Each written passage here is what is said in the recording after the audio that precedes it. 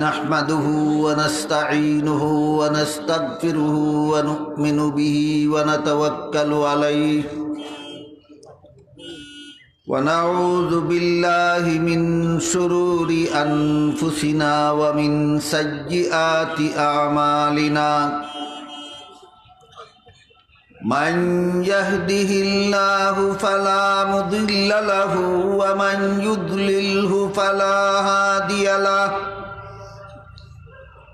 ونشهد أن لا إله إلا الله وحده لا شريك له ونشهد أن سيدنا ونبينا ومولانا محمدا عبده ورسوله صلى الله تعالى عليه وعلى آله وأصحابه وبارك وسلم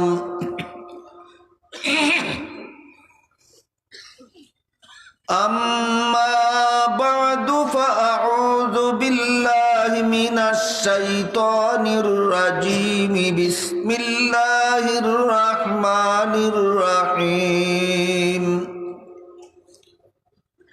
ربنا وابعث فيهم رسولا منهم يتلو عليهم آياتك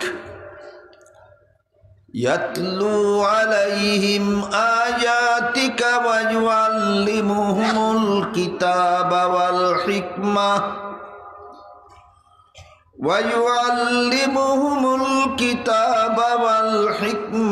ويزكيهم إنك أنت العزيز الحكيم وقال رسول الله صلى الله عليه وسلم الكيس من دان نفسه وعمل لما بعد الموت أو كما قال عليه الصلاة والسلام শ্রদ্ধেয় সভাপতি হযরত উলামায়ে কেরাম, এলাকার সর্বস্তরের মুসলমান ভাইয়েরা আমার ও আমার পর্দানিশীন মা ও বোনেরা, পবিত্র কোরআনের যে আয়াত আমি আপনাদের সামনে তিলাওয়াত করেছি তাতে আল্লাহ বলেন, হযরত ইব্রাহিম আলাইহিস সালাম তার ছেলে ইসমাইল আলাইহিস সালামকে নিয়ে কাবাগর পুনর্নির্মাণ করার পর আল্লাহর কাছে কতগুলি দোয়া করেছিলেন। তাদের দুয়ার এক পর্যায়ে বলেছিলেন, রব্বানা ওয়াবআস ফীহিম রাসূলাম মিনহুম, হে আল্লাহ, আমি ইব্রাহিম এবং আমার ছেলে ইসমাইলের পরবর্তী প্রজন্মের মধ্যে আখিরি জমানার নবী জন্ম দিয়া পাঠাও। যেহেতু তখনই আল্লাহ তাদের এই দোয়া কবুল করে নিয়েছিলেন, এই জন্য আল্লাহ আমাদের নবী মুহাম্মদুর রাসূলুল্লাহ সাল্লাল্লাহু আলাইহি ওয়াসাল্লামকে তাদের দুজনের বংশধরদের মধ্যে পাঠাইছে। আমাদের নবীর জন্মকালে মক্কার কুরাইশ বংশের লোক যারা ছিল তারাই ছিল ইব্রাহিম আলাইহিস সালামের বংশধর, তারাই ছিল ইসমাইল আলাইহিস সালামের বংশধর।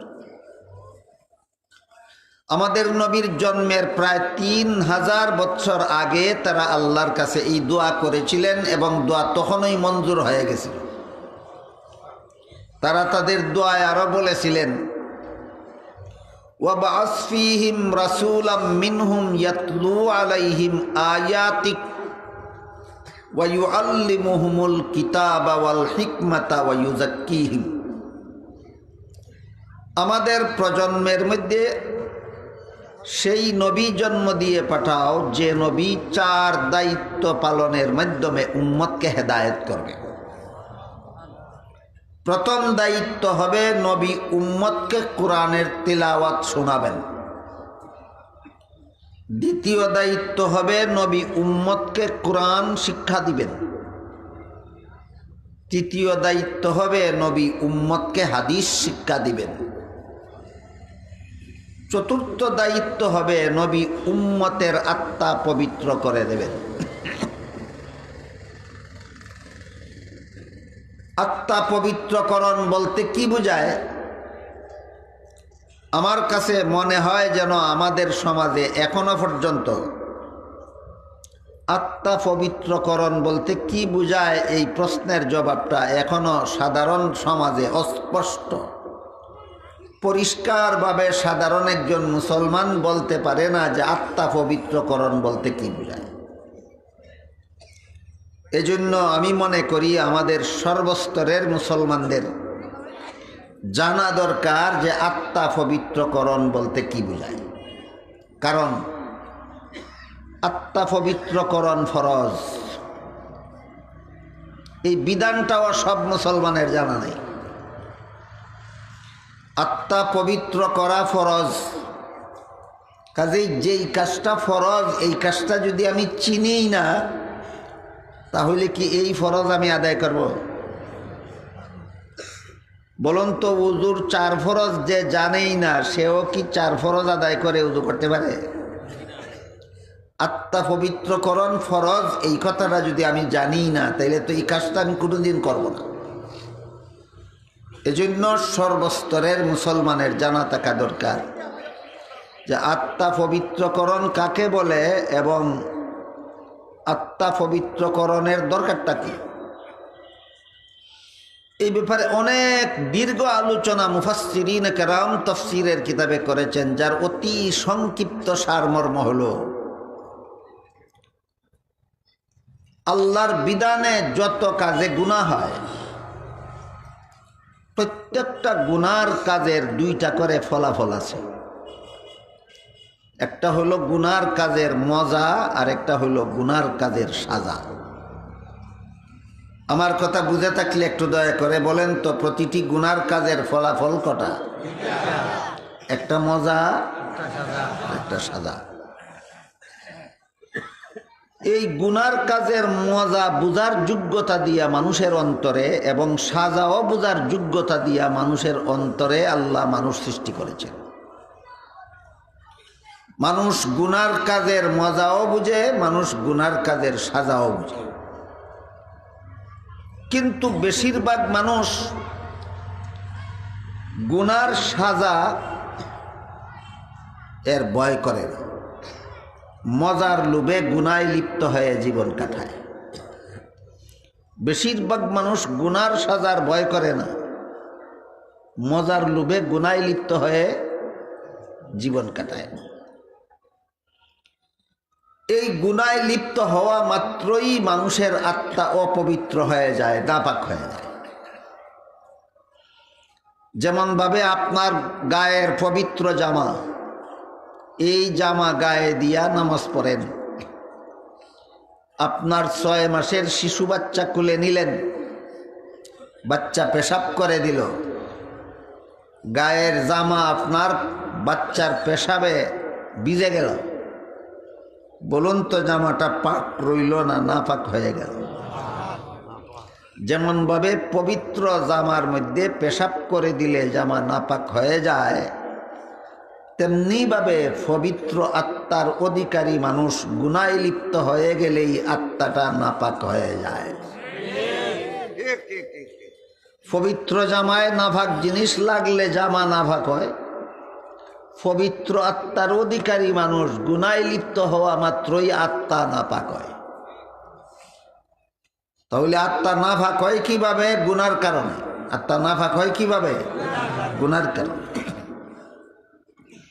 আপনার যে পবিত্র জামায় বাচ্চা পেশাব করে দিল, জামা নাপাক হয়ে গেল, এবার কি জামাটা ফেলে দেবেন? কি করবেন? পবিত্র পানি দিয়া ধুইলে আবারও অপবিত্র জামা পবিত্র হয়। ঠিক তেমনি ভাবে যথারীতি তওবা করে গুনাহ ছেড়ে দিলে হাদিস শরীফে রাসূল করিম সাল্লাল্লাহু আলাইহি ওয়াসাল্লাম বলেন, আত-তাইবু মিনাজ জামবি কামাল্লা জামবালা।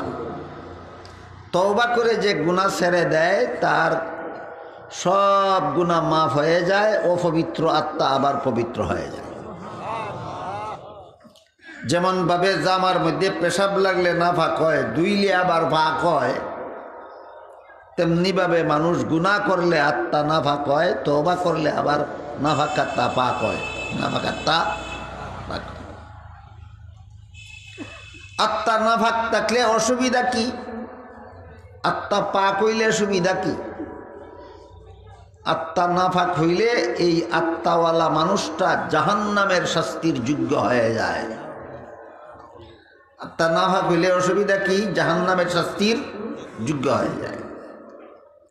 তওবা করে গুনাহ ছেড়ে দিলে যখন গুনাহ মাফ হয়ে গেল, আত্মা পবিত্র হয়ে গেল, তার জাহান্নামের শাস্তি মাফ হয়ে গেল, আবারও সে জান্নাতের যোগ্য হয়ে যায়। বুঝে থাকলে বলুন তো, আত্মা পবিত্র করাটা নফল হওয়া দরকার। এই জন্য আত্মা পবিত্র করা ফরজ। যে গুনার কারণে আত্মা নাফাক হয়, এই গুনার অপবিত্রতার থেকে আত্মাকে পবিত্র করা ফরজ। কতজন মুসলমানের জন্য? হ্যাঁ, সমস্ত মুসলমানের জন্য আত্মা পবিত্র করা ফরজ। একদিনে সব কথা বলা যায় না, এক কথায় আরেক কথা বলার প্রয়োজনীয়তা দেখা দেয়। তওবা করলে যে গুনাহ মাফ হয়ে যায়, বেশিরভাগ মানুষ গুনাহ মজার লোভে গুনাহ করে কিন্তু তওবা করে না। তার কারণ গুনার মজার লোভ ছাড়তে পারে না। এই কারণে বুঝে গুনাহ করলে জাহান্নামের শাস্তি ভোগ করতে হবে, তারপরও গুনাহ করতে থাকে। নামাজ না পড়া আপনাদের জানা মতে গুনাহ কিনা? গুনাহ। কোন মুসলমান জানে না নামাজ না পড়লে জাহান্নামে যেতে হবে? সব মুসলমান জানে। তারপরও বেশিরভাগ মুসলমান নামাজ না পড়েই জীবনযাপন করে। নামাজ না পড়লে জাহান্নামে যেতে হবে জানে, তারপরও বেনামাজি জীবনযাপন করে কেন? গুনার মজার লোভ ছাড়তে পারে না। গুনার মজার লোভ ছাড়তে পারে না। কাজেই আপনার আত্মা তওবার দ্বারা আত্মা পবিত্র করবেন কিভাবে? গুনার মজার লোভে যে আপনাকে তওবা করতে দেয় না। গুনার মজার লোভে কি করতে দেয় না? তওবা করতে দেয় না। তখন আপনার এই আত্মাটা হয়ে যায় শক্ত, কঠিন। আত্মা কঠিন এর আলামত কি? আর আত্মা নরম এর আলামত কি? আত্মা কঠিনের আলামত হইল গুনাহ করতে খুব ভালো লাগে, সওয়াবের কাজ করতে কষ্ট হয়। এই অবস্থা যার মধ্যে সৃষ্টি হয়েছে তার আত্মা কঠিন হয়ে গেছে। আত্মা কি হয়ে গেছে? কঠিন হয়ে গেছে। আত্মা নরম হওয়ার মানে কি? গুনার প্রতি মনে ঘৃণার সৃষ্টি হয়, নেক আমল করার জন্য মনে আগ্রহ সৃষ্টি হয়। এই অবস্থা যার মধ্যে হয়েছে তার আত্মা নরম হয়েছে। বুঝে থাকলে বলেন, আত্মা কঠিন হওয়া কাকে বলে বুঝলেন কিনা? আত্মা নরম হওয়া কাকে বলে বুঝলেন কিনা? গুনার কারণে আত্মা কঠিন হয়ে যায়। একবার গুনাহ করলে আরো 5 বার করতে মনে চায়, 5 বার গুনাহ করলে আরো 50 বার গুনাহ করতে মনে চায়। এইভাবে গুনাহ করতে থাকলে আর সওয়াবের কাজ করতে মনে চায় না, সওয়াবের কাজ করতে বড় কষ্ট লাগে। এইভাবে আত্মা কঠিন হয়ে যায়। এই কঠিন আত্মাওয়ালা আর জানে গুনাহ করলে জাহান্নামে যেতে হবে, তারপরেও গুনাহ ছাড়তে পারে না। কারণ তার মনটা নরম না, মনটা শক্ত হয়ে গেছে। মন শক্ত হয়ে গেছে। এই শক্ত মনের মধ্যে আল্লাহর শাস্তির ভয় ঢুকাইয়া মনটাকে নরম করার জন্য আল্লাহ কোরআনে একটা স্পেশাল ব্যবস্থা বলে দিয়েছেন। বিশেষ একটা ব্যবস্থা আল্লাহ বলে দিয়েছেন। ব্যবস্থাটা হলো, আল্লাহ বলেন, ইয়া আইয়ুহাল্লাযীনা আমানুত্তাকুল্লাহা ওয়া কুনু মা'আস সাদিকিন।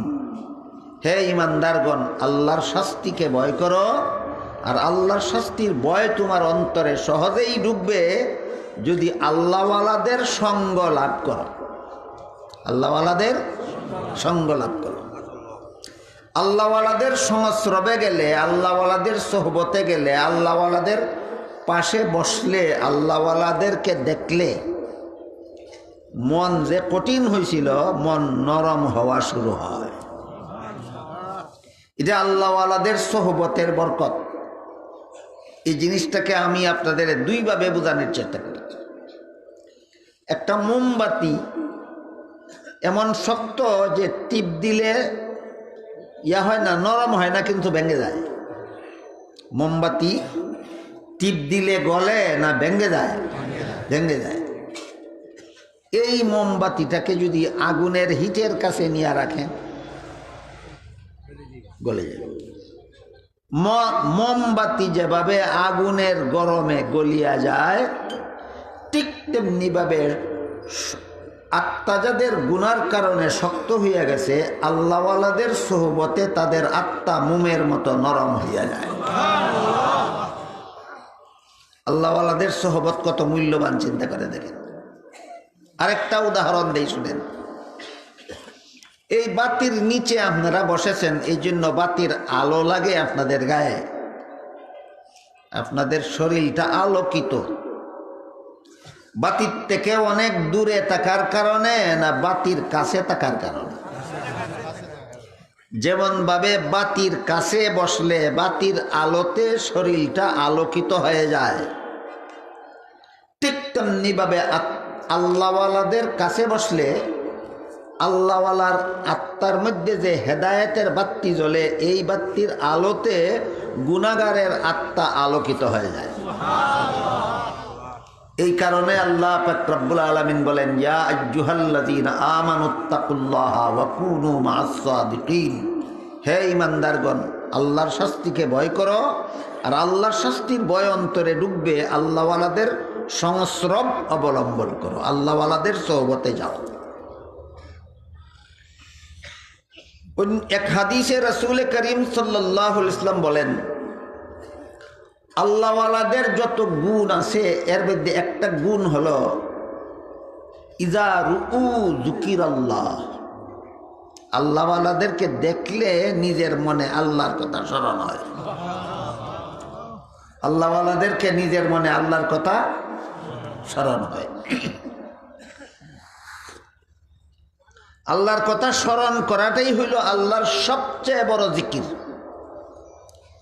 জিকির শব্দের অর্থই দুইটা, একটা হইল স্মরণ করা আর একটা হইল জফা। জিকিরের অর্থ যে স্মরণ করা, এই অর্থটাই বেশি তাৎপর্যবহ। উযকুরুল্লাহ এর দুই অর্থ, একটা হইল আল্লাহর কথা স্মরণ রাখো, আর একটা হইল আল্লাহর নাম জপো। তো আল্লাহর নাম জপলে যেমন ভাবে কঠিন আত্মা নরম হয়, কঠিন মন নরম হয়, ঠিক তেমনি ভাবে আল্লাহওয়ালার চেহারা দেখলেও কঠিন মন নরম হয়। কাজেই আপনি যতক্ষণ পর্যন্ত আল্লাহওয়ালার সোহবতে বসা থাকবেন, ততক্ষণ পর্যন্ত আল্লাহওয়ালার পবিত্র আত্মার ফয়েজে বরকতে আপনার শক্ত অন্তরটা আস্তে আস্তে আস্তে আস্তে নরম হইতে থাকবে।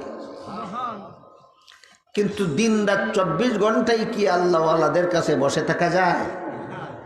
উনারও তো অনেক কাজ আছে, আপনারও তো অনেক কাজ আছে। যখন তিনি তার কাজে চলে যাবেন, আপনি আপনার কাজে চলে যাবেন, তখন তো আর মোমবাতিটা আগুনের কাছে রইল না। তখন কিভাবে মন নরম করবেন? ব্যবস্থা দিয়া হাদিস শরীফে রাসূল করিম সাল্লাল্লাহু আলাইহি ওয়াসাল্লাম বলেন, লিকুল্লি শাইইন সাকালাতুন ওয়া সাকালাতুল কুলুবে যিকরুল্লাহ। সব ময়লা পরিষ্কার করার ব্যবস্থা আছে, অন্তরের গুনার ময়লা পরিষ্কার করার ব্যবস্থা আল্লাহর জিকির।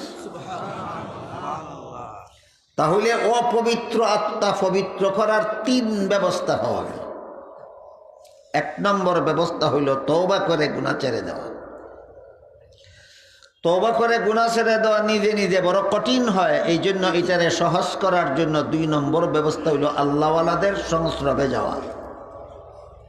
সদা সর্বদা আল্লাহওয়ালাদের সংস্রবে থাকা যায় না। আল্লাহওয়ালাদের সংস্রবের দ্বারা যেই কাজ হয়, সংস্রবে না গেলেও আরেক জিনিসের দ্বারা সেই কাজ হয়, সেটা হইল আল্লাহর জিকির অন্তরে থাকা। আল্লাহর জিকির, আল্লাহ পাক রব্বুল আলামিন নিজে বলেন, ইন্নামাল মুমিনুনা আল্লাযীনা ইযা যুকিরাল্লাহু ওয়াজিলাত কুলুবুহুম। সত্যিকারের মুমিন তারা যাদের সামনে আল্লাহর জিকির হইলে তাদের মন নরম হইয়া যায়। আমি আগেই কইছি, মন শক্ত কারে কয়, মন নরম কারে কয়।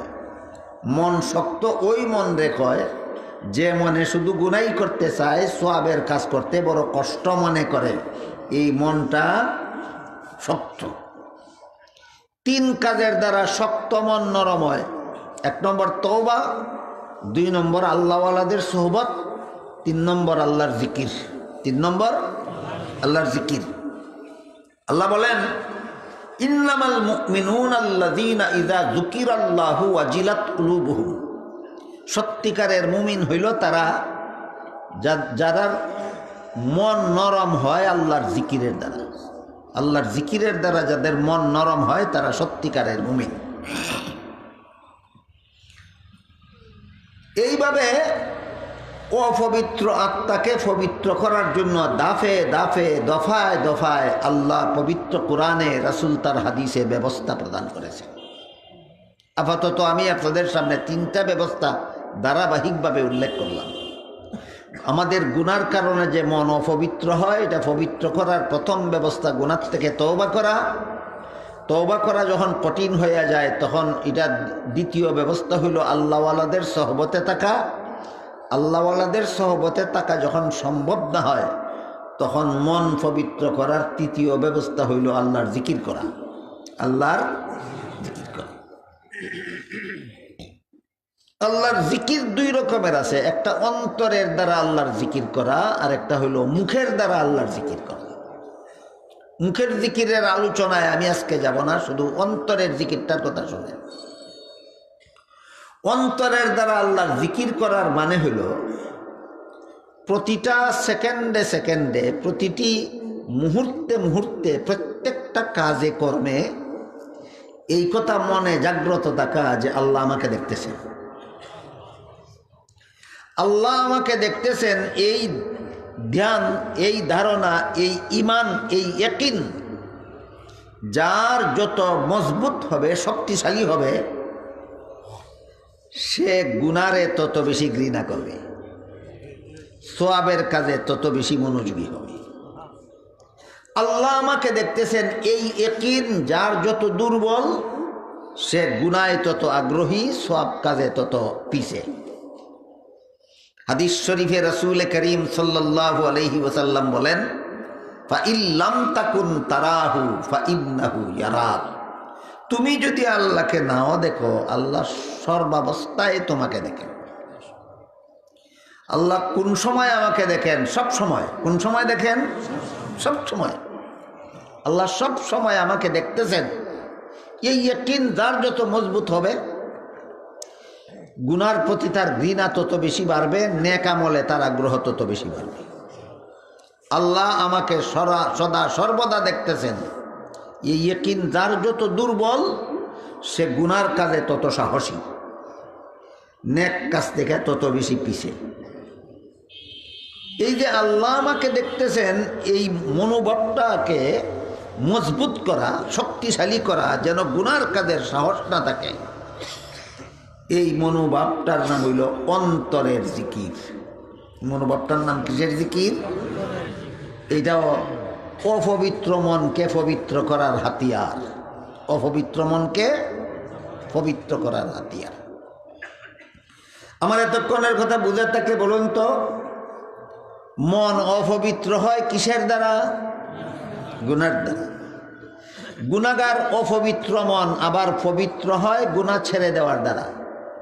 তওবা করলেও গুনাহ ছেড়ে দেওয়া হয়, আল্লাহওয়ালাদের সহবতে গেলেও গুনাহ ছাড়ার জন্য মন তৈয়ার হয়, আল্লাহর জিকিরের দ্বারাও গুনাহ ছেড়ে দেওয়ার জন্য মন তৈয়ার হয়।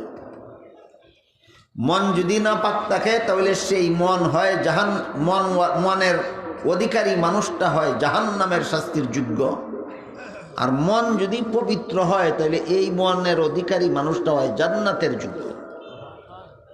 তাহলে মন অপবিত্র রাখাই ভালো না পবিত্র করা দরকার? তাহলে মন পবিত্র করা নফল কাজ না ফরজ? মন পবিত্র করা ফরজ। আবার আমি সেই আয়াতের দিকে যাই। আল্লাহ বলেন, রব্বানা ওয়াবাস ফীহিম রাসূলাম মিনহুম ইয়াতলু আলাইহিম আয়াতিকা ওয়া ইউআল্লিমুহুমুল কিতাবা ওয়াল হিকমাতা ওয়া ইউযাক্কিহিম। ইব্রাহিম আলাইহিস সালাম ছেলে ইসমাইলকে নিয়ে দোয়া করেছিলেন, আমাদের আওলাদের মধ্যে আখিরি জমানার নবী জন্ম দিয়া পাঠান, যিনি 4 দায়িত্ব পালনের মাধ্যমে উম্মতকে হেদায়েত করবেন।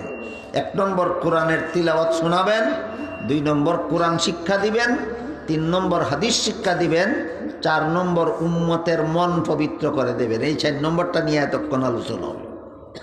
4 নম্বর কি? উম্মতের মন পবিত্র করে দেবেন।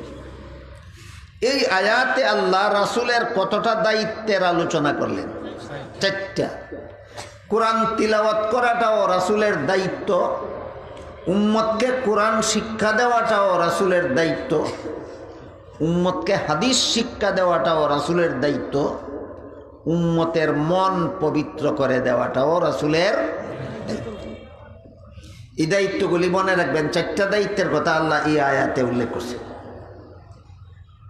আরেক আয়াতে আল্লাহ বলেন, ইয়া আইয়ুহার রাসূলু বাল্লিগ মা উনজিলা ইলাইকা মির রাব্বিক। হে রাসূল করিম সাল্লাল্লাহু আলাইহি ওয়াসাল্লাম, আপনি তবলিগ করুন, পৌঁছে দিন। তবলিগ কোরআনের শব্দ, এর বাংলা অর্থ হলো পৌঁছাইয়া দেওয়া। কি পৌঁছাইয়া দিবেন? মা উনজিলা ইলাইকা মির রাব্বিক, আল্লাহর পক্ষ থেকে আপনার কাছে যা কিছু নাজিল হয় সবগুলি আল্লাহর বান্দাদের কাছে পৌঁছাইয়া দিন। এক কথায় আল্লাহর কথা আল্লাহর বান্দার কাছে পৌঁছাইয়া দেওয়ার নাম তবলিগ। আল্লাহর কথা আল্লাহর বান্দার কাছে পৌঁছাইয়া দেওয়ার নাম তবলিগ। তাহলে এই আয়াতে আল্লাহ রাসূলের আরেকটা দায়িত্ব উল্লেখ করে দিলেন, তবলিগ। রাসূল করিম সাল্লাল্লাহু আলাইহি ওয়াসাল্লাম বেদিন কাফিরের কাছে যখন ইসলামের কলেমা পৌঁছাইয়া দিতেন, তবলিগ করতেন, অধিকাংশ বেদিন কাফিরেরা এই তবলিগ গ্রহণ করত না, কলেমা গ্রহণ করত না। অল্প সংখ্যক মানুষ কলেমা গ্রহণ করত। কলেমা গ্রহণ করার পরে তারা আর বেদিন কাফির গণ্য হইত না, তারা মুমিন মুসলমান হইয়া যেত। মক্কা শরীফে রাসূল করিম সাল্লাল্লাহু আলাইহি ওয়াসাল্লাম 13 বছর পর্যন্ত তবলিগের কাজ করছেন। অধিকাংশ মক্কাবাসী কলেমা গ্রহণ করলো না, বেদিন কাফিরই রইয়া গেল। কিছু সংখ্যক মানুষ কলেমা পড়ে তারা মুসলমান হইল। তাইলে মানুষের কাছে আল্লাহর কথা পৌঁছাইয়া দিলে পরে যদি আল্লাহর কথা গ্রহণ করে না, তাইলে তাকে কোরআনের তিলাওয়াত শোনানির কোনো মানে হয় না। তারে কোরআন শিক্ষা দেওয়ার কোনো অর্থ নাই, তারে হাদিস শিক্ষা দেওয়ার কোনো অর্থ নাই, তার অন্তর পবিত্র করে দেওয়ার কোনো অর্থ নাই। যে নবীর দাওয়াত গ্রহণ করে না, নবীর তবলিগ যে মানে না, তার প্রথম 4 দায়িত্ব তার বেলায় নয়। নবীর দাওয়াত যারা গ্রহণ করে, নবীর তবলিগ যারা মানে, কলেমা পড়া যারা মুসলমান হয়, তাদের কোরআনের তিলাওয়াত শোনাইলে তাদের সওয়াব হয়। তাদের কোরআন শিক্ষা করা দরকার, তাদের হাদিস শিক্ষা করা দরকার, তাদের মন পবিত্র করা দরকার। আমার কথা বুঝে থাকলে বলেন তো, রাসূল সাল্লাল্লাহু আলাইহি ওয়াসাল্লাম আবু জাহালের কাছে কলেমার তবলিগ করেছিলেন কিনা? গ্রহণ করছিল। আবু লাহাবের কাছে তবলিগ করেছিলেন কিনা? গ্রহণ করছিল। তাহলে কোরআনের তিলাওয়াত কি আবু জাহাল আর আবু লাহাবরে শোনাইবেন? কোরআন কি আবু জাহালরে শিখাইবেন? হাদিস কি আবু লাহাবরে শিখাইবেন? মন কি আবু জাহাল আর আবু লাহাবের মন পবিত্র করে দিবেন? তাইলে বাকি 4 দায়িত্ব ওই সমস্ত লোকের বেলায় যারা তবলিগ গ্রহণ করে, যারা কলেমা গ্রহণ করে। আল্লাহর বান্দাদের কাছে আল্লাহর কলেমার তবলিগ করলে যেসব বান্দারা কলেমা গ্রহণ করে তাদেরকে কোরআনের তিলাওয়াত শোনানির দায়িত্ব হয়, তাদেরকে কোরআন শিক্ষা দেওয়ার দায়িত্ব হয়, তাদেরকে হাদিস শিক্ষা দেওয়ার দায়িত্ব হয়, তাদের আত্মা পবিত্র করে দেওয়ার দায়িত্ব হয়। তাহলে রসুলের সর্বমোট দায়িত্ব হইল 5টা।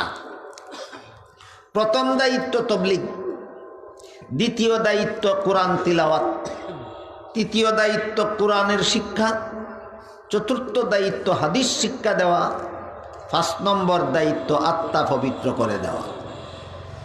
বলুন তো প্রথম দায়িত্বটা কি? তবলিগ। কলেমার তবলিগ করলে পরে কলেমা যারা গ্রহণ করে তাদের বেলায় বাকি 4 দায়িত্ব, যারা কলেমা গ্রহণ করে না তাদের বেলায় বাকি 4 দায়িত্ব নেই। বাকি 4 দায়িত্ব হইল মুসলমানের বেলায়। আর কলেমার দাওয়াত মুসলমান ও মুসলমান নির্বিশেষে সকলের কাছেই কলেমার দাওয়াতের দায়িত্ব আছে।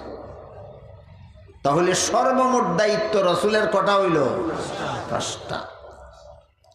আপনারা আমার নামে যে আলোচ্য বিষয় দিয়েছেন, আলোচ্য বিষয়ে আপনারা লিখেছেন বর্তমান তবলিগি জমাতের সংকটের কারণ এবং তার প্রতিকারের ব্যবস্থা। বর্তমান তবলিগি জমাতের সংকটের কারণ হইল একটা লোকে বর্তমান তবলিগি জমাতের আমিরের পদ ডিক্টেটরি পদ্ধতিতে দখল করেছিল। ইসলামী পদ্ধতিতে নয়। ইসলামী পদ্ধতিতে আমির হয় পরামর্শক্রমে, সকলে পরামর্শক্রমে যাকে আমির বলে সিদ্ধান্ত করে তিনি আমির হয়। এটা হইল ইসলামী পদ্ধতির আমির। আরেকটা হইল কোনো পরামর্শ নাই, কোনো সিদ্ধান্ত নাই, আমি ঘোষণা দিলাম আমি আমির। এটা ইসলামী পদ্ধতির আমির না, এটা ডিক্টেটরি পদ্ধতির আমির। বর্তমান তবলিগি জমাতে একটা লোক ইসলামী পদ্ধতিতে আমির না হইয়া পরামর্শের মাধ্যমে সিদ্ধান্তক্রমে আমির না হইয়া স্বঘোষিত আমির হইয়া গেছে একটা লোক। এই লোকটার নাম হইল মৌলানা সাদ সাহেব। আমার কথা বুঝে থাকলে বলেন, পরামর্শক্রমে সিদ্ধান্ত কইরা আমির হইছে না স্বঘোষিত? স্বঘোষিত আমির হইছে। আমির হইয়াও যদি আমিরের দায়িত্বটা পালন করতো তবুও কথা ছিল। আমির হইয়াই কয় কোরআন তেলাওয়াত রাসূলের দায়িত্ব নয়, কোরআন শিক্ষা দেওয়া রাসূলের দায়িত্ব নয়, হাদিস শিক্ষা দেওয়া রাসূলের দায়িত্ব নয়, অপবিত্র আত্মাকে পবিত্র করে দেওয়া রাসূলের দায়িত্ব নয়। তাইলে রাসূলের দায়িত্ব কি? রাসূলের দায়িত্ব শুধুমাত্র তবলিগ। রাসূলের দায়িত্ব শুধুমাত্র তবলিগ। আমার এতক্ষণের কথা আপনারা বুঝে থাকলে বলুন, রাসূলের 1 দায়িত্ব ছিল না 5 দায়িত্ব ছিল? সাত সাপ 5টা মানে না 1টা মানে? তাহলে কোরআনের সব কথা মানে না 1টা মানে 4টা মানে না?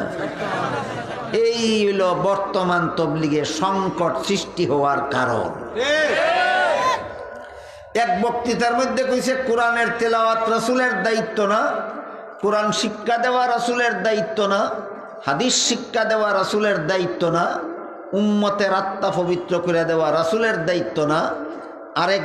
আরেক বক্তৃতার মধ্যে শুধু আত্মা পবিত্রকরণকে আলাদা করে কইছে, আত্মা পবিত্রকরণ রাসূলের দায়িত্ব নয়। আল্লাহ বলেন দায়িত্ব, সে বলে দায়িত্ব নয়। আল্লাহর ঘোষণারে স্বীকার করলো না অস্বীকার করলো? অস্বীকার করলো। এই কথাটা মনে রাখেন। আরেকটা কথা শুনেন,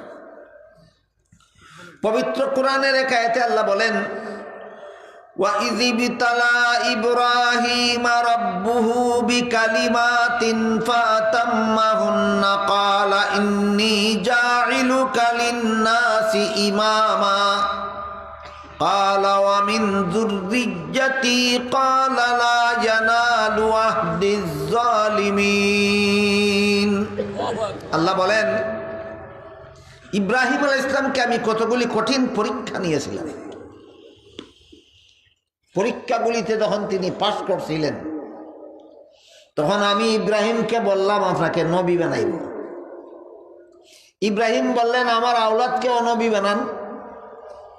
আল্লাহ বলেন তোমার আওলাদের মধ্যে যারা গুনাহ করবে এদেরকে আমি নবী বানাইব না, কারণ আমার নবী বানানোর একটা স্থায়ী নিয়ম আছে। কেমন নিয়ম? অস্থায়ী নিয়ম, স্থায়ী। আমার নবী বানানোর একটা স্থায়ী নিয়ম আছে। কি নিয়ম? যারা গুনাহ করে এদেরকে আমি নবী বানাই না, আর যাদেরকে নবী বানাই এরা জীবনে কোনোদিন গুনাহ করে না। আল্লাহর স্থায়ী নিয়ম হইল আল্লাহ বেগুনাহকে নবী বানান। এটা আল্লাহর কোরআনের ঘোষণা, আমি গুনাহগারকে নবী বানাই না। হ্যাঁ, বিচ্ছিন্ন একটা দুইটা ঘটনা এমন আছে যে ঘটনার মধ্যে নবীর বেলায় গুনাহ শব্দ ব্যবহার করা হয়েছে, সেটা মূল অর্থে নয়, রূপক অর্থে। এইটাই আহলে সুন্নাত ওয়াল জামাতের সিদ্ধান্ত। মৌলানা সাদ সাহেব কয় মুসা আলাইহিস সালাম আল্লাহর দরবারের গুনাহগার, জাকারিয়া আলাইহিস সালাম আল্লাহর দরবারের গুনাহগার, ইউসুফ আলাইহিস সালাম আল্লাহর দরবারের গুনাহগার, এমনকি মুহাম্মদুর রাসূলুল্লাহ সাল্লাল্লাহু আলাইহি ওয়াসাল্লাম আল্লাহর দরবারের গুনাহগার। আল্লাহ বলেন নবী গুনাহগার না, সাদ সাহেব কয় নবী গুনাহগার। এখনো আল্লাহর কথার পক্ষেই কইল না বিরুদ্ধেই কইল? আল্লাহর কোরআনের কথাগুলির বিরুদ্ধে বক্তৃতা দিতে থাকবে আর দুনিয়ার আলেমরা মুখে তালা দিয়া বসে থাকবে? তাহলে তো আলেমরাও ওই বুবা শয়তান। যখন কেউ কোনো বাতিল মতবাদ চালু করে তখন আলিমগণের উপর ফরজ হইয়া যায় জনগণকে সতর্ক করো, এই মতবাদ বাতিল, এটা বাতিল, এটা বাতিল। এই সময় যদি কোনো আলিম মুখতালা দিয়ে বইয়া থাকে, এই আলিম রে হাদিসের ভাষায় হওয়া হয়েছে বুবা শয়তান। আপনারা কি চান বাংলাদেশের আলিমরা বুবা শয়তান হইয়া যাক? তাহলে বাতিল কথাগুলি যে কইতেছে এটার প্রতিবাদ আলিমদের করতেই হবে। বাকি আপনারা যারা আলিমও না সাদপন্থীও না, আপনাদের কি দায়িত্ব? হাদিস শরীফে রাসূল করিম সাল্লাল্লাহু আলাইহি ওয়াসাল্লাম বলেন কুন আলিমান আও মুতাআল্লিমান আও মুস্তামিআন আও মুহিব্বান ওয়ালা তাকুন খামিসান ফাতাহলিক আও কামা ক্বালা আলাইহিস সালাতু ওয়াসসালাম। রাসূল বলেন তুমি আলেম হও, এটা তোমার নাজাতের 1 নম্বর পথ। আলেম হওয়ার সুযোগ না থাকলে আলিমের ছাত্র হও, এটা তোমার নাজাতের 2 নম্বর পথ। ছাত্র হওয়ারও সুযোগ না থাকলে আলিমকে জিজ্ঞাসা কইরা কাজ করো, এটা তোমার নাজাতের 3 নম্বর পথ। এই সুযোগও না থাকলে আলিমদের সাথে মহব্বতের সম্পর্ক রাখো, এটা তোমার নাজাতের শেষ পথ। যদি এমন হয় আলিমে যেমনে কয় এমনে চলো না, আলিমের সাথে মহব্বতের সম্পর্ক রাখো না, রাসূল বলেন তোমার কপালে ধ্বংস ছাড়া আর কিছু নাই। কাজে আপনাদের কি দায়িত্ব? এটাও 1500 বছর আগে আল্লাহ রাসূল বলে গেছে।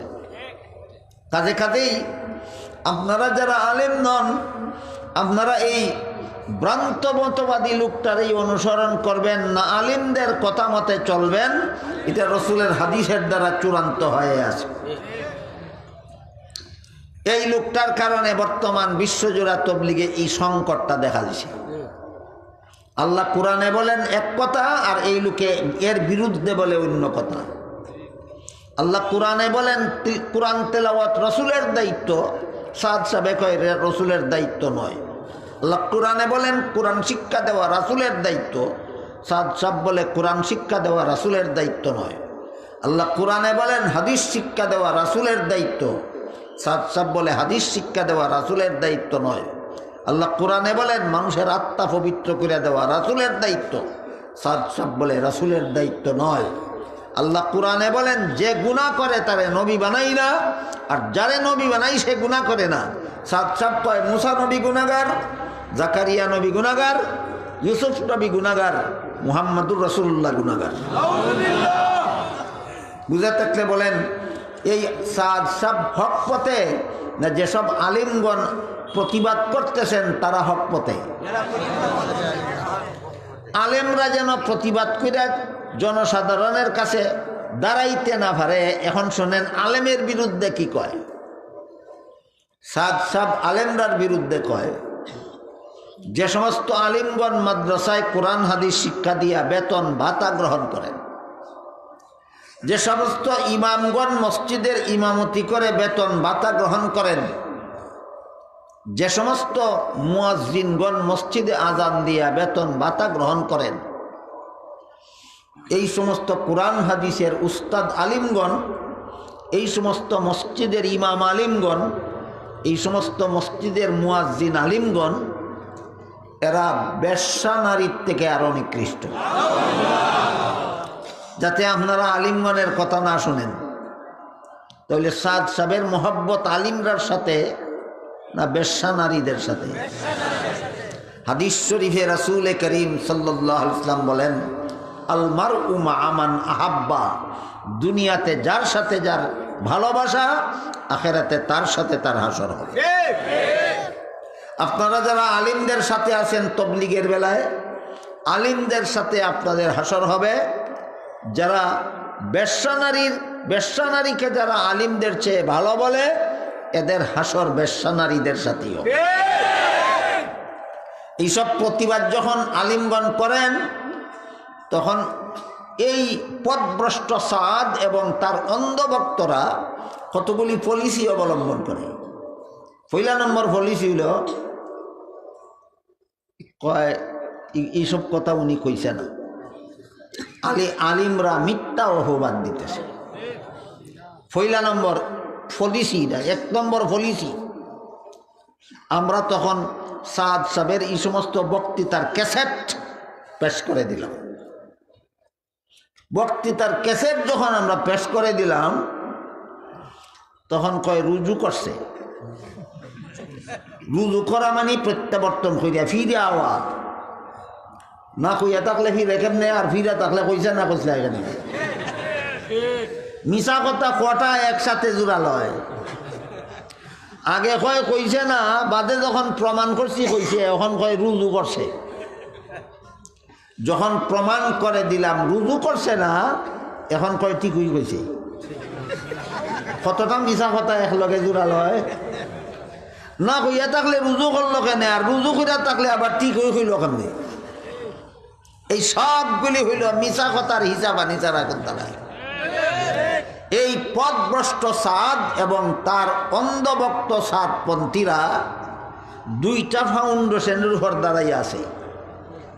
একটা হইল মিশা, আর একটা হইল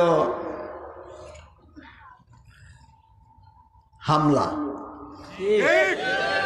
একটা হইল মিশা আর একটা হইল হামলা। এই গত ইজতেমার আগের বৎসরের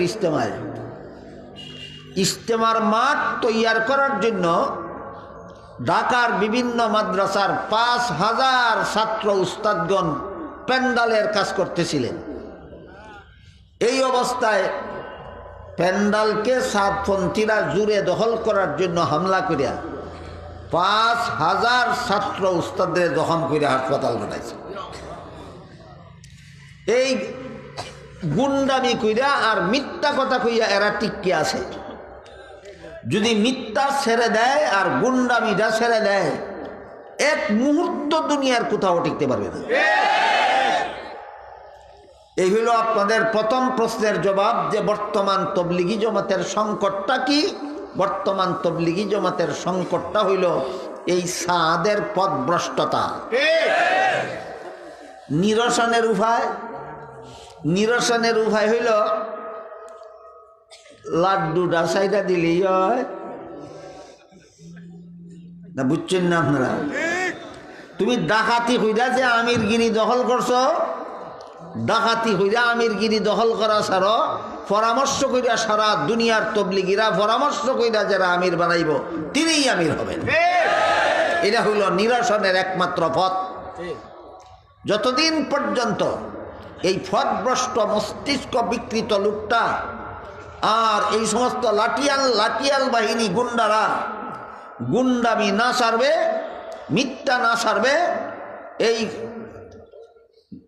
জবরদখলকারী এই ফদভ্রষ্ট লোকটা যতদিন পর্যন্ত এই মসনদ না সারবে ততদিন পর্যন্ত নিরসনের বিকল্প পথ হইল যারা আলিমদের সাথে মহব্বত রাখে, যারা তবলিগের সাথে সম্পর্ক রাখে, তারা এই পথভ্রষ্ট লোকের অধীনে তবলিগ করতে যাবে না, একমাত্র আলেমগণের অধীনে তবলিগ করতে যাবে।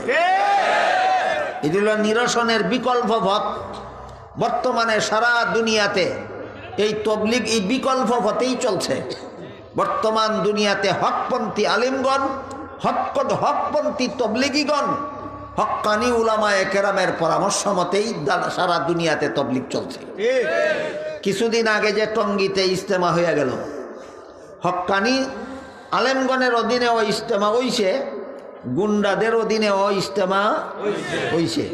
কোন ইজতেমাত কি পরিমাণ মানুষ হয়েছে আর কোন ইজতেমাত কি পরিমাণ দিনদার মানুষ গেছে আর কোন ইজতেমাত কি পরিমাণ গুন্ডা গেছে, এটা তো চোখ খুলে দেখলেই দেখা যায়।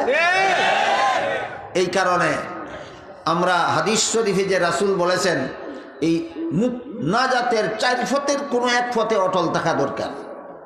রাসূল বলেন হয়তো নিজে আলিম হও, আলিম হওয়ার সুযোগ না থাকলে আলিমের ছাত্র হও, আলিমের ছাত্র হওয়ার সুযোগ না থাকলে আলিমের কথা মতো চলো।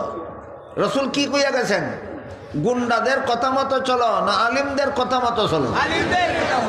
আলিমদের কথা মতো চলবো আমরা, এটা নাজাতের পথ।